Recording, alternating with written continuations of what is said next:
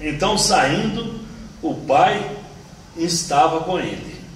Mas ele respondeu ao seu pai: olha, sirvo-te há tantos anos, sem nunca transgredir os teus mandamentos, e nunca me deste um cabrito para alegrar-me com meus amigos.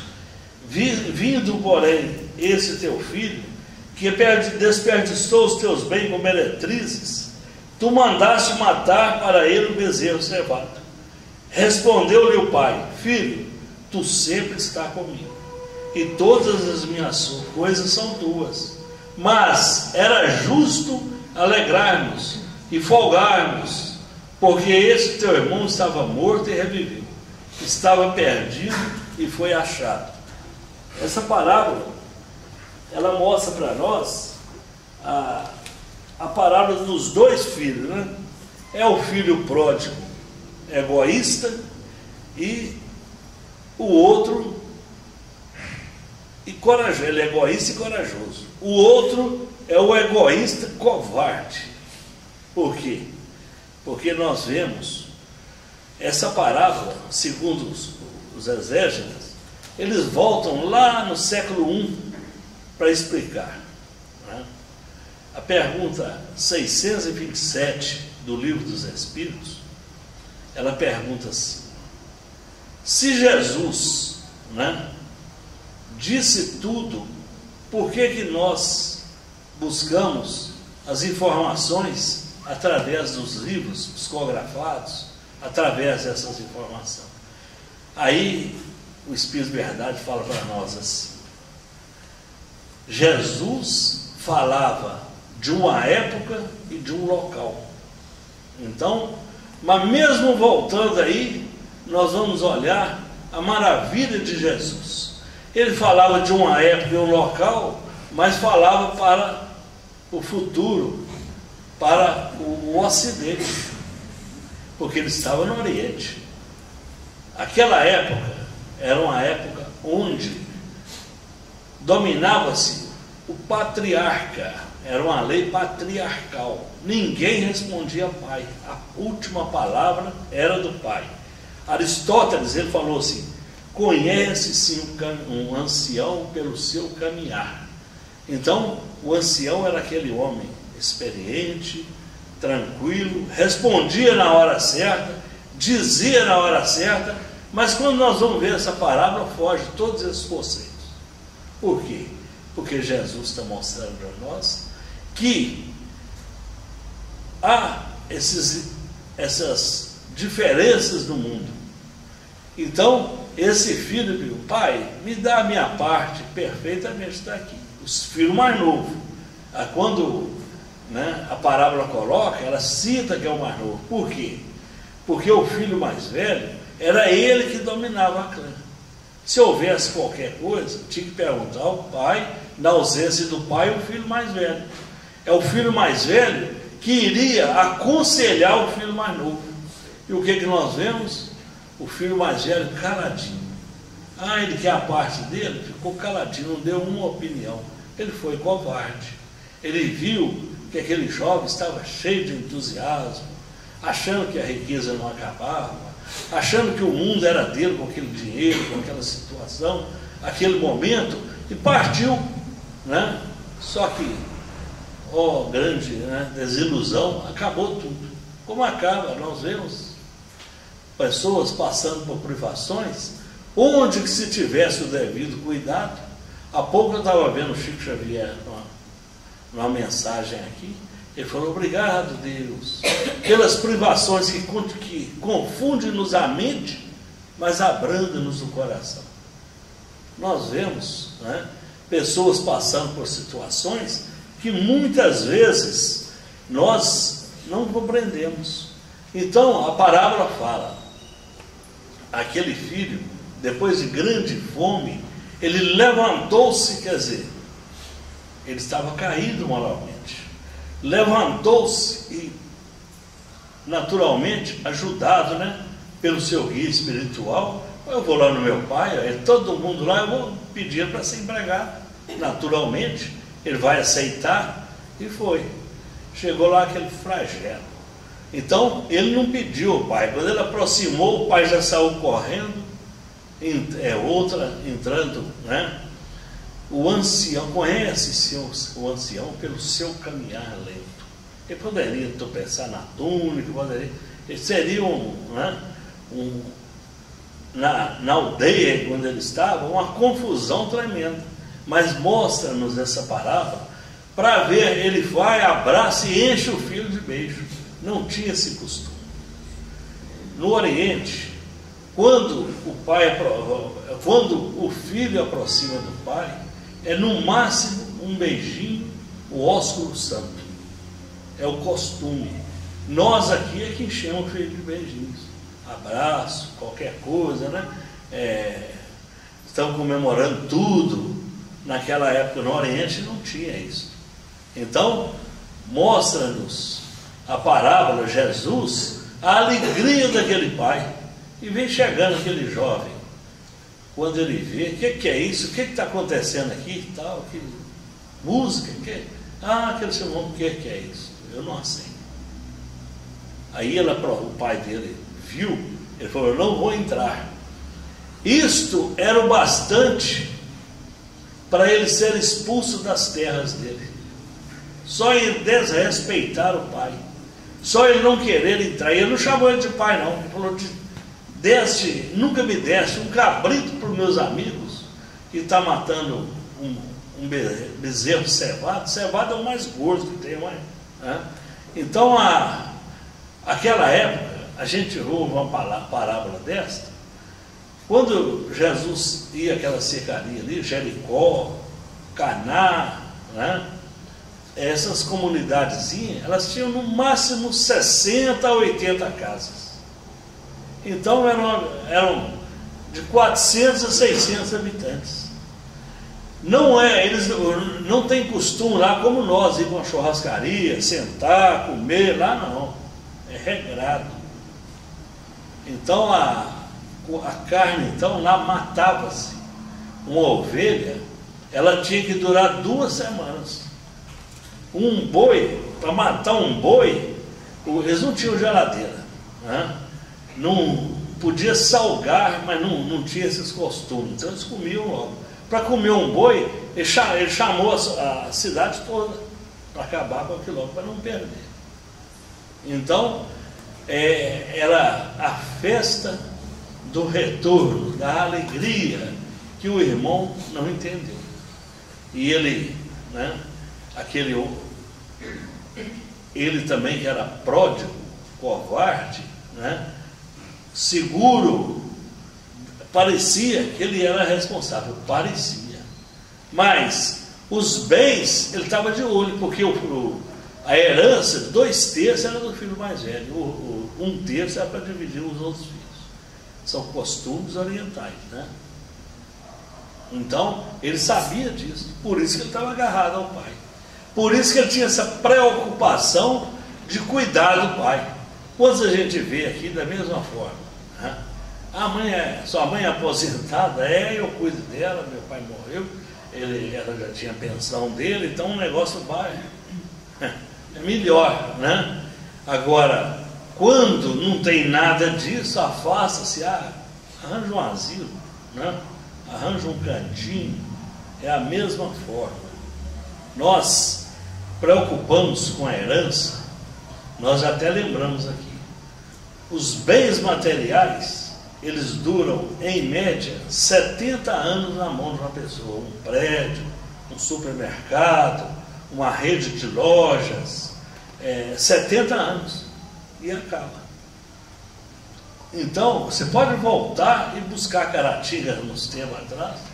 Hoje nós estávamos comentando sobre isso, estávamos fazendo um estudo, e um amigo falando, Fabriciano, Ipatinga, Cezita, mais de 15 famílias nós lembramos, que eram donos do patrimônio da cidade. E nenhum chegou a 70 anos. Já acabou tudo. Os filhos, né? Feliz aquele que busca, né? Quando a Caminho da Luz, Emmanuel participava, né?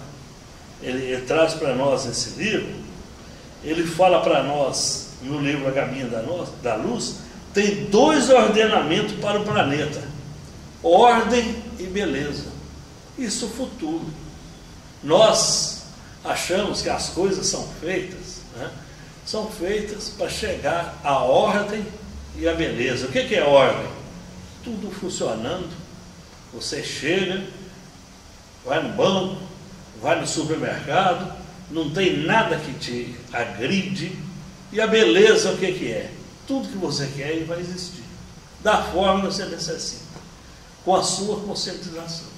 Esses são os ordenamentos que estão no livro A Caminho da Luz, e a gente vê que maravilha. O que vem para nós? Quantas coisas boas, né? Boa parte da humanidade cumpre suas obrigações, paga seus impostos, respeita as leis, mas falta generosidade. Aquilo que o Chico Xavier prega, com aquela candura. Todas as parábolas são advertências aos espíritos. Boa parte da humanidade corre dos escândalos, não agride, segue a doutrina da sua religião, mas são orgulhosos, desobedientes, espirituais e são, né, desobedientes na sociedade. O que nós temos interessante é que ver a oportunidade que nos é dada de frequentar uma casa como essa. Buscar o Evangelho de Jesus à luz de uma liberdade, né, de explanação livre. Nós não precisamos de falar que é castigo, não precisamos, porque sabemos, ninguém aqui vai morrer. Isso é maravilhoso, né? Mas todos vão desencarnar. Então, nós retornaremos ao mundo espiritual, e aquilo que nos foi, né, proposto, como foi proposto ao jovem pródigo, e ele fugiu à prova, deveria continuar com seus trabalhos, mas ele não quis. Aí nós vamos voltar lá no livro O Consolador, né? Emmanuel fala assim: quem criou o mal? Se o determinismo divino disse que o homem vai evoluir para o bem, vai crescer para o bem, quem é que criou o mal? Aí ele fala assim: o homem, quando confia mais em si mesmo do que na lei divina. Todas as vezes que afastamos de Deus, criamos um foco que é o mal. O que acontece com nossos criancinhas, né? Então um filósofo que falou assim: quem mata a planta não são as ervas daninhas, é o descuido do lavrador. Então, as nossas crianças são assim. Se nós não dermos a ela a atenção bastante para que elas possam crescer dentro do Evangelho, logo, logo elas vão desanimar como o filho pródigo. Pai, eu quero estudar lá em Ouro Preto, em Belo Horizonte, mas lá eu vou ficar pelo estudo, eu não vou mais em doutrina espírita, não vou. Então, é o filho pródigo. Ele vai deixar, por quê? Porque o lavrador não cuidou das plantinhas. Aí porque se cuida com culto no lar, com ensinamentos diversos, cuidado com a televisão, hoje o computador, hoje os instrumentos mais modernos que vão chegando, mas os espíritos também estão evoluídos. Eles não estão aí chegando essas invenções não chegam por acaso, não. Eles já conhecem tudo do mundo espiritual. Então, é necessário entender que nós formamos nossos filhos pródigos, ou não. Ou formamos nossos filhos obedientes. Aquele filho inteirado da responsabilidade que a vida lhe traz, proporcionando-lhe situações maravilhosas. Nós temos um livro que eu gosto muito de acompanhar, Obras Póstumas. Esse livro 20 anos depois do desencarne de Kardec, a esposa de Kardec levou para a Federação Espírita Parisiense essa obra, né? E ele tem na sua segunda parte 4 propostas futuro do Espiritismo. 4 propostas. Então, é para o futuro. Qual que é a primeira? Retificar o erro na história. Nós sabemos, né, que quem viveu aí na década de 30, 40, 50, 60, 70, conhecemos aquelas histórias agressivas, né?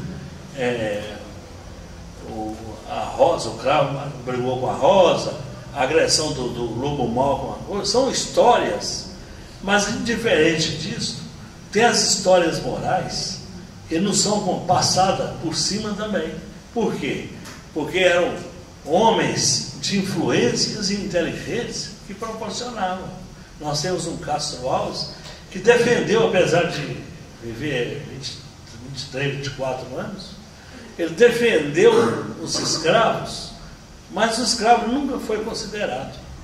Então, hoje o Espiritismo escreve muitos romances que nos mostram a verdade na história. O que o homem fez. E essa proposta da Obras Póstumas, na sua segunda edição, é que nos esclarecer sobre sobre o que nós fizemos. Foram nós mesmos, outro dia, há 2, 3, 5, 20 reencarnações seguidas, no vício, né? Foi preciso de nós reencarnarmos, né? Às vezes arrastando corpos, às vezes lá na própria África, passando fome, né? Para que nós valorizássemos aquilo espiritualmente, para que chegasse aqui, o espírito, ele vivenciou aquilo. Aí quando ele vê a história, algo toca, que antes não tocava. Então, o futuro do Espiritismo, retificar o erro na história. O segundo, reformar a legislação. E isso está sendo feito. A espiritualidade está reformando a legislação. Nós vemos aí as leis que hoje, né, um pai, né, um casal sai aí no entusiasmo, a mulher engravidava, ele não queria nem saber, e antigamente ficava por isso mesmo. Então hoje não, tem os recursos do DNA, ele vai ter que responder financeiramente, vai ter que responder. Se ele não tiver condições, o pai responde, o avô responde. Se ninguém tiver, a sociedade responde. É dessa forma. Nós tínhamos as agressões que a legislação, né? Outro dia nós vimos no Fantástico, na Rússia, né?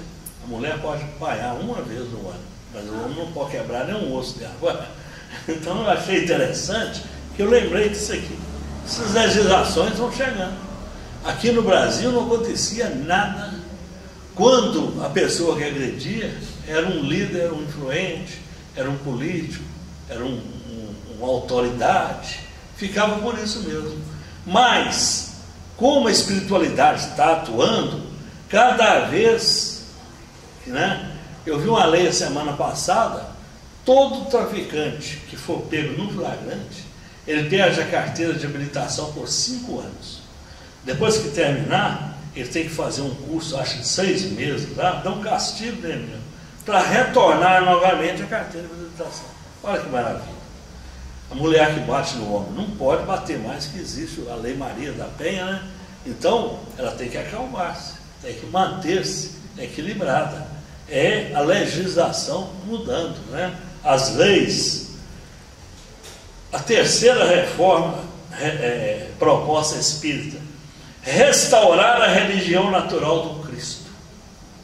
João 14: enviarei o Espírito de verdade, se me amais, né, enviarei o Consolador prometido, que é essa maravilha da doutrina espírita, que nos traz consolo, mostrando-nos que a proposta do Espiritismo é o cristianismo primitivo, aquele cristianismo que no ano 313, dia 13 de junho de 313, ele passou para o comando das autoridades, e o próprio líder da época, Santo Agostinho, reconheceu isso no mundo espiritual e é um grande batalhador hoje no espiritismo.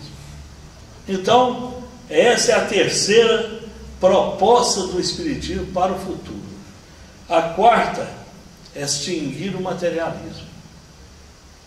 A única religião que tem condições de aproximar do materialista sem agredi-lo, né? Confundir a mente e abrandar o coração, igual o Chico Xavier falou. Dá a ele perspectiva, oportunidades mostradas, não esse negócio, né? Se arrepender está salvo. Está mesmo, mas só não é dessa forma, porque a palavra arrependimento é conscientização. E quando nós nos conscientizamos, nós mudamos o nosso comportamento e automaticamente estaremos salvos. Ao jovenzinho, né?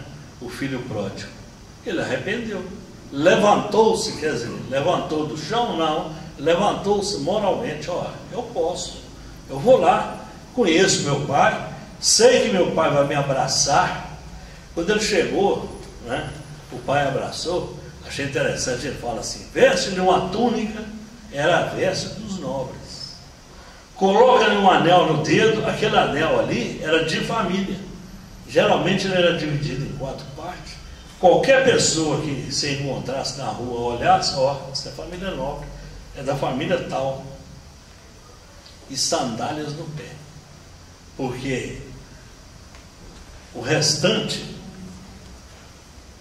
não usava calçados, só os nobres, só os da casa, né? Os escravos, os trabalhadores, né? O que pertencia à aldeia, todos viviam descalços. Então, agora, isso é um castigo? Não, isso é uma proposta, porque não existia como atender a todos. A cultura era muito escassa. São espíritos que vinham para preparar o planeta, né?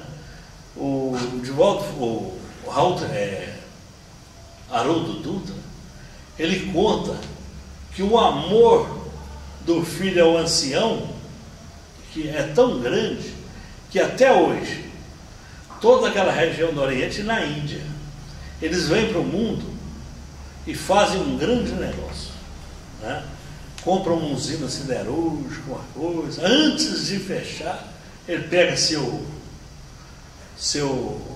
avião, né?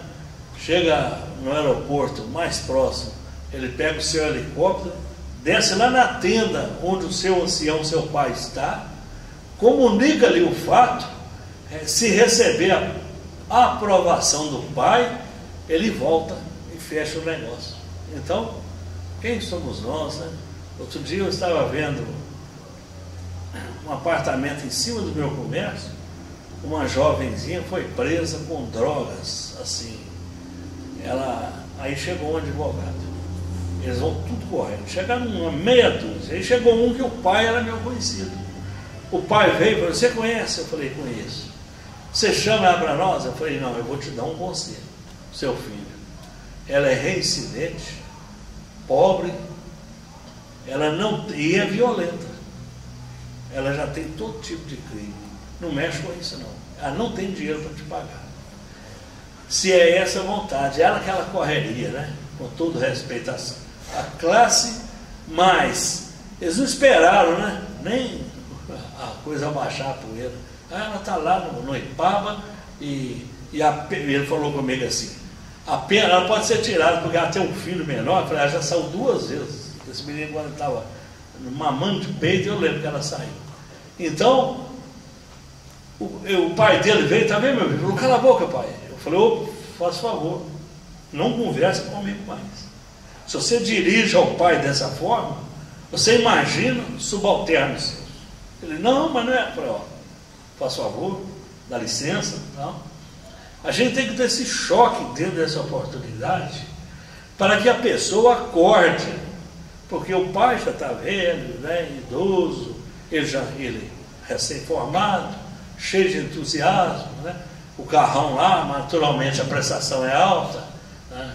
Naturalmente ele tem outras despesas, a gente entende, mas que para isso ele não precisa de desrespeitar o seu ancião. Aí eu lembrei dessa parábola.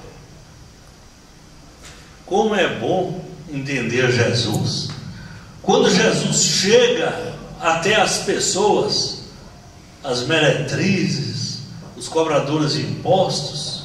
Cobradores de impostos é uma coisa legal. Se ele cobrar legal, nós já temos raiva dele. Todo mundo aqui tem raiva do leão, né, do imposto de renda. Por quê? A gente fala assim, eu poderia ter, o meu governo aumenta, não. Você tem os direitos, mas existe assim, porque os números para fechar tem que ser assim. Então nós vamos dessa forma, entendendo que as coisas vêm, é porque precisam vir. E nós não nos acomodar, mas partir em frente e buscar amenizar essas condições. O salário está curto, vou fazer outra coisa, vou buscar um emprego melhor, um outro concurso. Os recursos não me convêm, é porque os meus recursos têm que ficar naquela faixa de salário. Tudo isso aí Jesus fala através dessas parábolas. Os cobradores de impostos, então, eles triplicavam os impostos da época, e era para eles. Tem um livro do Emmanuel, André Luiz Emmanuel, o Pão Nosso. Ele fala assim: e Jesus conhecia os homens. Eu acho aquilo ali maravilhoso. E Jesus conhecia os homens. Aí ele fala assim: Pedro, ele sabia que era violento. Ele sabia que o Pedro dava uma coisa à toa, cortava a orelha dos outros, era agressivo. Ele não tinha nada dele, mas ele sabia que o Pedro, moldado, ele iria ser um homem lindo, coração lindo, ele iria crescer, né? Zaqueu era egoísta, tanto o dinheiro dos outros, cobrar 3, 4 vezes os impostos, mas esfolando a pessoa. Aí quando ele viu Jesus já estava ali para encontrar com Jesus naquela encarnação. Jesus fala: Zaqueu, desce daí, hoje estarei convosco. E o que transformou Zaqueu? Tão grande homem que ele quis entrar para o grupo dos 12. Ele perdeu o lugar porque tinha o Ananias, né, lá que ocupou a vaga, né, a vaga que saiu do Judas Iscariotes. Maria de Magdala, ela tinha as tendências no sexo. Jesus sabia, mas ele nunca a abandonou, porque ele sabia que aquela alma cresceria espiritualmente, seria moldada, né? Ele sabia que nenhum desses eram pródigos, eles estavam pródigos, eles estavam desequilibrados. Então a gente vê isso aí e voltamos no nosso dia a dia. A pessoa vai frequentar o AA. Olha que maravilha, quantos equilíbrios familiares são levados ali, pais de família, para com a bebida, equilíbrio. Eu tenho um amigo, ele bebeu lá 30, 40 anos, mas aquele homem chato, eu imagino, né? Falei com a mulher dele: você só não jogou pedra na cruz, como você arrancou a cruz para pegar uma aprovação dessa. Hoje ele é um exemplo no ar. Ele anda de cidade a cidade, é um grande pregador espírita. Se quiserem um dia trazê-lo aqui, ele é maravilhoso, o conhecimento, ele é de Mesquita. Então ele não só no ar, mas ele dirige o NA e o Amor Exigente. Gente, ele trabalha com um drogado. Ele fala assim: aqui, Sebastião, está um irmãozinho maravilhoso, tem uma mãe que ama, um pai que ama, só está faltando dar uma lixada essas tendências dele aí, que ele vai voltar. É Jesus com Maria de Magdala, é Jesus com Zaqueu, é Jesus com Pedro, é Jesus com Mateus, também cobrador de impostos. Então, Jesus trabalhava essas almas. Nós sabemos que só João Evangelista não teve morte, desencarne violento, né? Só João Evangelista. Todos os outros tiveram. Por quê? São almas que trazem, né, do passado, como João Batista. Quando Elias cortou o pescoço dos profetas de Baal, depois teve o seu decapitado, numa situação que não precisava, né? Então, para o bem-estar daquele que desejava uma mocinha.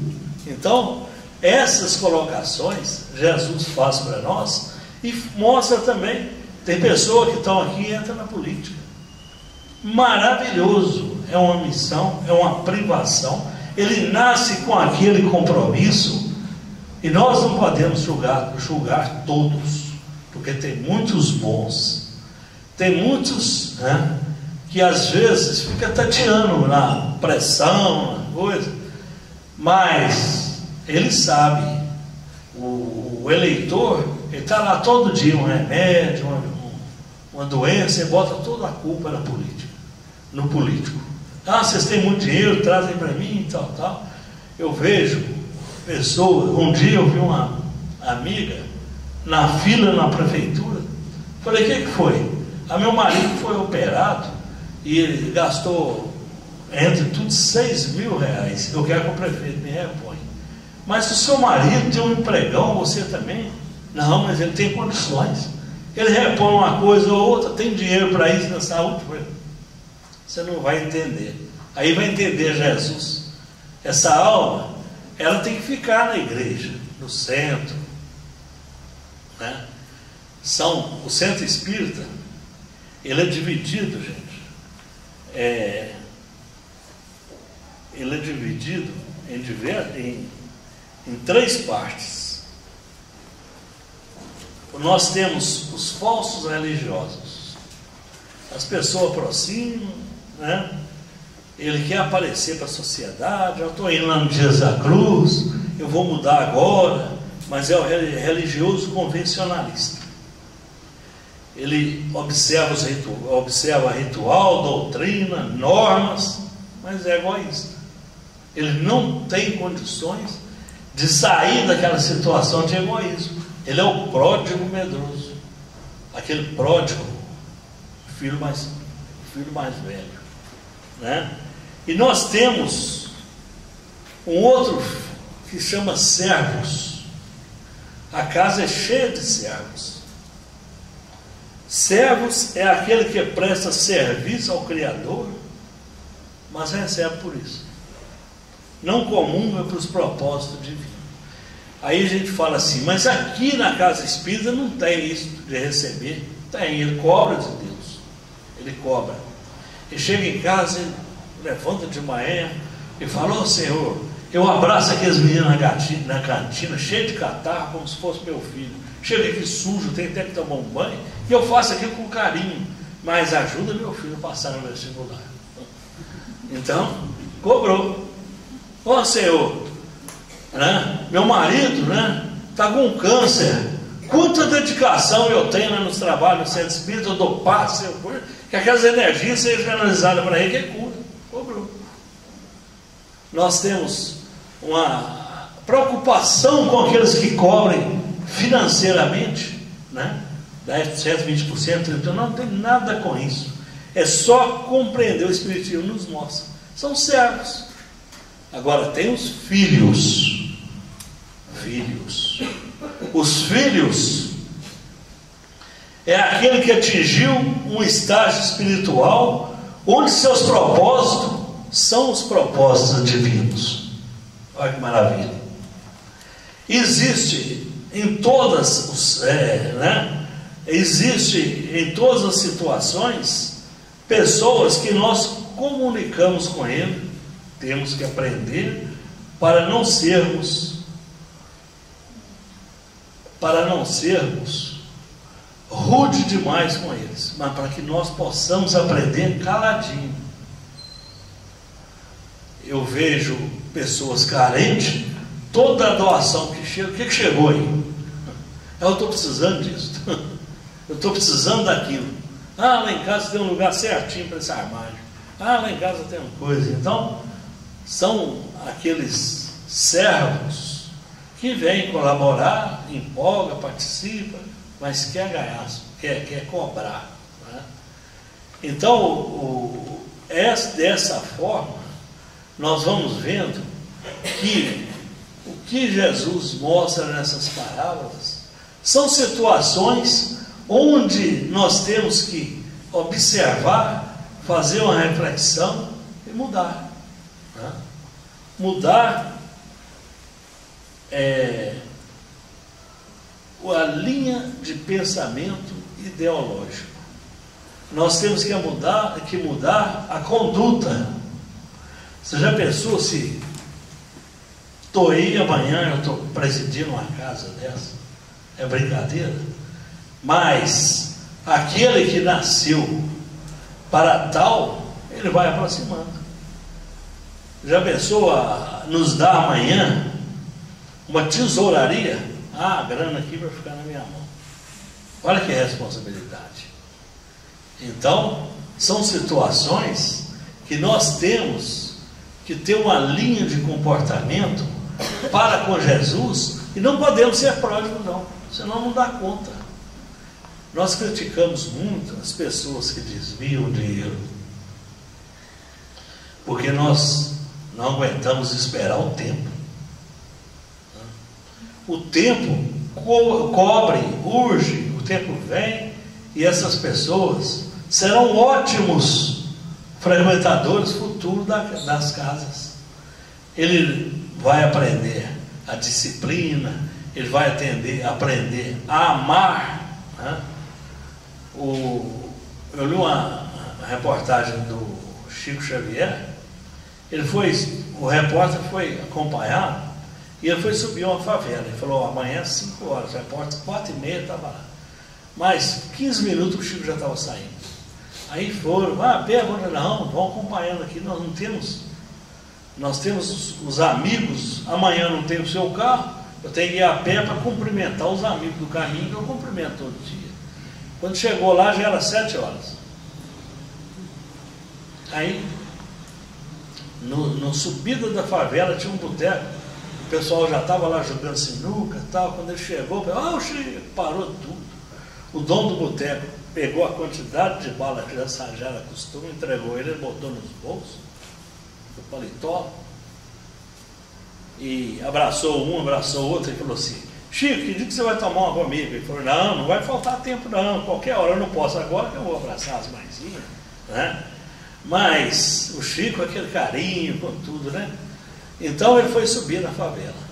Na hora que ele começou a subir, veio um menino correndo, aí ele falou assim com o menino, assim, aquele homem mais bonito, né? Ô Charles, como é que tá? Seu pai voltou para casa? Não voltou não, toma uma balinha. Mas a mãe arranjou emprego, aí vai no outro. Ele chamava menino por menino de nome. O repórter acompanhando, filmando. Quando chegou a certa altura, ele falou: Chico, eu quero te fazer 2 perguntas. Aí ele falou: pois não. Ele falou: olha, como é o tanto de bala que você pegou lá? Eu contei, mais ou menos. Tem uma ideia. Você já distribuiu 4 vezes mais. E ainda tem bala no bolso. Aí Chico falou assim: você conhece a passagem dos pães e dos peixes? Jesus distribuiu amor. É o que nós estamos distribuindo. Aí ele falou: Chico, e como é que você sabe o nome do pai, mãe, menino e tal? Quem é abandonada, quem é uma coisa? Ele falou assim: você sabe o nome dos seus tios, seus irmãos, seus primos, seus avós? Sei. Começa aí. Olha que maravilha. Comece aí. Logo você vai estender e o Caratinga vai todo te conhecer. Mas não vai aproveitar isso e candidatar, não. Deixa só o seu amor abrir, só, né, a expansão do amor. E a gente tendo exemplo, né, como esse, como Teresa de Calcutá. Olha que maravilha. Irmã Dulce, aqui em Caratinga, né? A irmã que criou a Zadon. Lá em Valadares, a dona Zulmira. O Boporanga, a dona Odete, que me aprendeu aqui para trabalhar no Boporanga, hoje com 90 e poucos anos, mas distribuindo amor. Lá chama Cantina da Dona Odete, Sopa da Dona Odete. Se o camarada estiver precisando de remédio, ele vai na casa da Dona Odete. A Dona Odete não está aguentando nem levantar da cadeira, mas tem uma palavra amiga, um conforto para aqueles. Por quê? Né? É a missão dela. Nós não podemos sermos pródigos. Nós temos que aprender com essas vidas aqui. Quando entramos na Câmara de Passe, primeiro que nós pedimos é para quem está dando passe. Depois elevamos o pensamento às pessoas do meu relacionamento no dia, principalmente aquelas que eu tenho alguns deslizes. Depois a mim. Não é assim. O passe não é uma coisa para receber energia, não. É para você canalizar as suas energias com equilíbrio. Nós devemos procurar a casa, porque a casa está precisando de todos. Aqui não tem dízimo não, mas tem conforto. Eu sentei ali tudo limpinho, luz acesa, água fria, tal. Eu falei, meu Deus, será que todo mundo tira os 20, 50 reais e doa aí por mês? Né? De coração, uma oferta com amor. A casa não pede, nunca vai pedir. E a casa vê que não é nova, não existia nem, é do tempo do Reis, né? Apesar dela nunca ter tido um rei, mas é do tempo dos reis. Então a vida, Jesus mostra para nós, através das parábolas, que nós devemos, né? Como diz Carlos Pastorino, naquele Minutos de Sabedoria, onde estiveres, seja a alma do ambiente. Se você tiver um velório, o seu pensamento seja colocado de forma que você vai harmonizar a família, o espírito que desencarnou, vai harmonizar aqueles que estão ali por curiosidade. Se você estiver no aniversário, pule bastante, canta parabéns, esfrega o bolo na cara, seja, né, o equilíbrio do ambiente. Se for um casamento, vamos incentivar, gente. Incentivar, depois procura o noivo, a noiva. Ah, que maravilha, gostei demais, né? Se for o trabalho, respeite os funcionários, se você for o patrão. Dê a eles condições que tudo que você pede a Deus para você. Se você for empregado, faça uma oração para o patrão, porque ele só vai, né, entrar na sintonia sua se você assim o fizer constantemente, né? Se você é um limpador de rua, faça aquele serviço com prazer. Se é um professor, procure ensinar os alunos aquilo que já te vem tudo mastigado. Não fique enrolando, bromando e enrolando aula, tirando atestado médico. Se você é um evangelizador do centro espírita, trabalhe com as crianças dentro da realidade de cada um. Você não pode chegar um menino aqui, Deus é isso, Jesus é isso. Não. Onde você mora, procure conhecer a casa dele. Você tem pai, mãe? Meu pai, né? Ele é casado com outra, minha mãe já é o terceiro casamento, eu tenho irmão lá que é de um, de outro. E aí eu vou trabalhar aquela pessoa com a realidade dela dentro da evangelização. Então, Carlos Pastorino fala desse tamanhozinho, mas dá para falar a noite toda aqui, se assim quiser. Então, com a proposta do Chico, às vezes, no dia encontramos fatos que confundem-nos a mente, mas abrandam o coração. Jesus, dessa forma pedimos, Pai, por todos que aqui estão presentes, os ausentes, a diretoria dessa casa, os colaboradores, os assistidos, que todos eles